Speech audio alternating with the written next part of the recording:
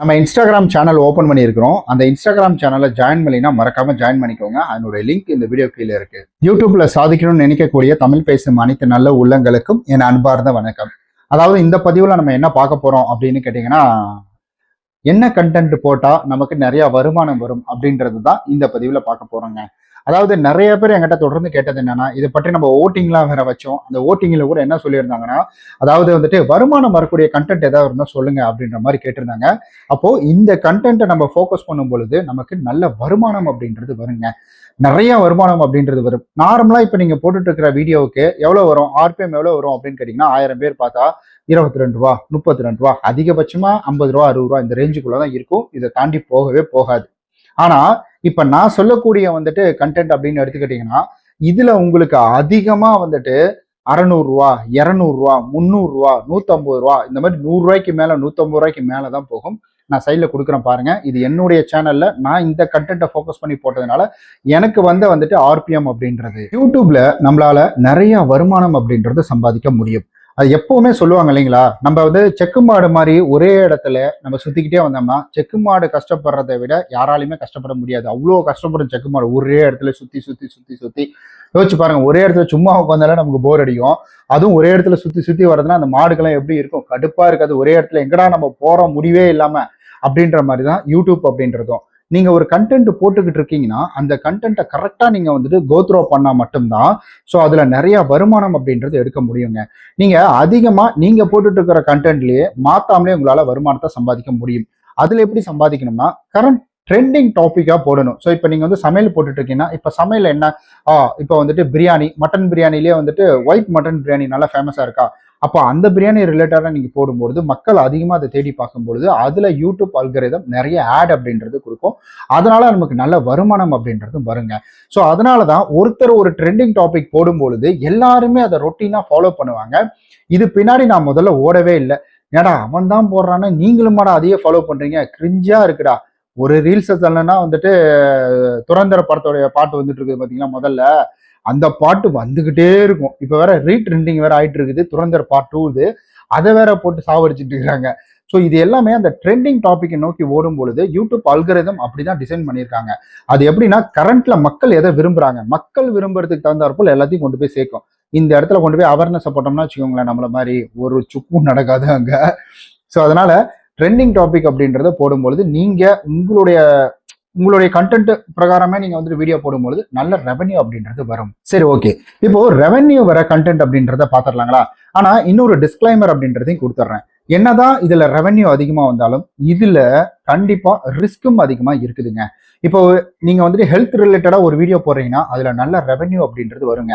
அதாவது நீங்க இந்த மசாலா அரைச்சி இது பண்ணும்போது ஹெல்த்துக்கு நல்லது, இல்ல இந்த தைலம் செய்யறது, இந்த தைலம் செஞ்சு நீங்க தலையில வச்சுக்கலாம், இல்ல உடலுக்கு இந்த தண்ணி குடிச்சிங்கன்னா வெயிட் குறையும், இந்த மாதிரி நீங்க போடும்பொழுது உங்களுக்கு நல்ல ரெவன்யூ அப்படி, அதாவது ஹெல்த் ரிலேட்டடா நீங்க ஒரு வீடியோ போடுறீங்க அப்படின்னா நல்ல ரெவன்யூ அப்படின்றது வரும். ஆனா இந்த இடத்துல அந்த ஹெல்த் ரிலேட்டடா நீங்க போடும்பொழுது ஒருவேளை நீங்க டாக்டரா இருக்கணும். அப்படி இல்லை அப்படின்ற பட்சத்துல நீங்க ஒரு டிஸ்கிளைமர் போடணும். எப்பா, நான் ஒன்றும் டாக்டர்லாம் கிடையாது, இது ஒரு எஜுகேஷன் பர்பஸ்க்காக தான் இதை நான் சொல்றேன். ஸோ இது முழுக்க முழுக்க நான் செஞ்சு பார்த்து போடுறேன், நீங்க விருப்பப்பட்டா செய்யுங்க, இல்லைன்னா விட்டுருங்க அப்படின்ற மாதிரி ஒரு டிஸ்கிளைமர் அப்படின்றது கொடுக்கணும். ஸோ அந்த டிஸ்கிளைமர் ரொம்ப ரொம்ப முக்கியம் யூடியூப் பொறுத்த வரைக்கும். ஏன்னா யூடியூப் அப்படின்றது ஒரு சில விஷயங்களை பயங்கர ரெஸ்ட்ரிக்ஷனா ஃபாலோ பண்ணுவாங்க. அதனாலதான் சொல்றேன். அப்ப ஹெல்த் ரிலேட்டடா போடும்பொழுது நல்ல வருமானம் அப்படின்றது வரும், ஆட் அதுக்கு நிறைய வரும், அதுக்கான ஆர்பிஎம் அப்படின்றது அதிகம் தான்.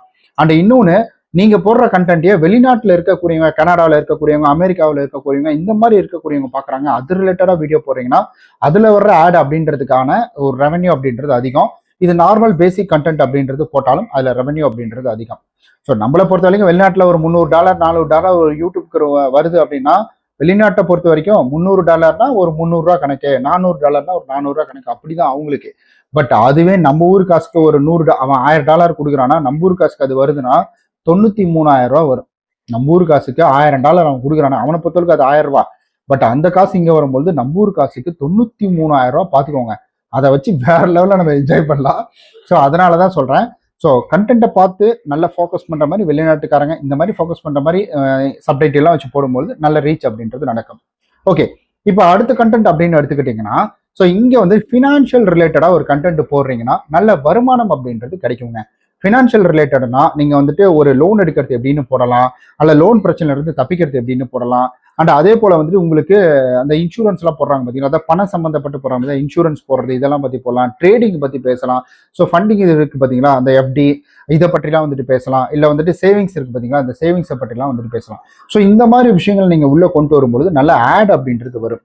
இப்போ ரொம்ப டாப்ல இருக்கிறது அப்படின்றது பார்த்தீங்கன்னா, ஸோ இந்த லோன் அப்ளிகேஷன் ரிவ்யூ அப்படின்றத ரொம்ப டாப்ல இருக்கு. பட் நானும் அதுதான் பண்ணிட்டு இருக்கேன். நான் பணத்துக்காக எல்லாம் பண்ணல. என் ஃபீல்டு வந்துட்டு இந்த பேங்கிங் ஃபீல்டில் தான் நான் இருக்கேன். இப்போ வரைக்கும் I'm still working banking field தான். I'm TRI certificate holder. நான் ஸோ கலெக்ஷன் இதில் நாங்கள் இருந்தோம். பட் இப்போ வந்து நான் எக்ஸாம் எழுதி கொஞ்சம் வந்துட்டு உள்ள ஹையர் பொசிஷன் அப்படின்றது போயிட்டேன். ஸோ இந்த மாதிரி வந்துட்டு ஸோ இந்த கண்டென்ட்டை நம்ம ஃபோக்கஸ் பண்ணும்போது எனக்கு இதில் நல்ல ஒரு நாலேஜ் இருக்கு அப்படின்றதுனால இதை பற்றி போடுவேன். நம்மளதெல்லாம் ஒரு மண்ணு வராது. ஏன்னா நம்ம ஃபுல்லாக அவேர்னஸ் தான் போடுவோம். மொத்தம் ஏடா கலெக்ஷன் இப்படி பண்ற, எதுக்குடா கஸ்டமரை மிரட்டுற இப்படின்ற மாதிரி தான் போடுவோம். அதனால நமக்கெல்லாம் ஆடு கொடுக்க மாட்டான். அவனுக்கு சும்படிக்கிற மாதிரி வந்துட்டு அழகா போட்டாதான் அவன் வந்துட்டு ஆட் அப்படின்றது கொடுப்பான். மற்ற இதை கம்பேர் பண்ணும்பொழுது இதுல நீங்க அவனை அகேன்ஸ்டா போட்டாலும் வந்துட்டு அதுல ஆட் அப்படின்றது வரும். ஆனா இந்த இடத்துல முக்கியமான விஷயம் என்னன்னா, I am a financial advisor கிடையாது அப்படின்ற டிஸ்க்ளைமர் கொடுத்துடணும். ஒருவேளை ஃபினான்ஷியல் அட்வைசரா நீங்க இருக்கிறீங்கன்னா, அப்ப நான் ஒரு proper certified financial advisor SEBI registered அப்படின்றத நீங்க அந்த இடத்துல டிஸ்க்ளைமரா கொடுத்துடணும். ஸோ அப்படி டிஸ்க்ளைமர் கொடுக்கலாம்னு நீங்கள் வந்து செபி ரெஜிஸ்டர்ட் இருக்கிறீங்க அப்படின்னா அது வேற. ஆனால் டிஸ்க்ளைமர் அப்படின்றது மோஸ்ட் இம்பார்ட்டன்ட். ஏன்னா இந்த மாதிரி கண்டென்ட் அப்படின்றது யூடியூப் ரொம்ப ரெஸ்ட்ரிக்ஷனோட பார்க்கும். நீங்கள் வந்துட்டு ஒரு கிளுக்கு மிளுக்கா வீடியோ போட்டாலும் அதை எப்படி பார்க்குமோ, ஒரு அறுக்கிற வீடியோ போட்டாலும் அதை எப்படி பார்க்குமோ, அதே போல் நீங்கள் நல்ல வீடியோ ஒரு அவேர்னஸ் கொடுத்து போட்டாலும் அந்த வீடியோவில் ஒரு டிஸ்க்ளைமர் சேர்க்கலைன்னா அதையும் இந்த யூடியூப் அல்காரிதம் அப்படி தான் பார்க்கும். ஒரு தடவை யூடியூப் அல்காரிதம் அதை வந்துட்டு மானிட்டர் பண்ணிடுச்சுன்னா டோட்டலாக சேனல் ஃபுல்லாகவே மானிட்டர் பண்ணும், அனலைஸ் பண்ணும்.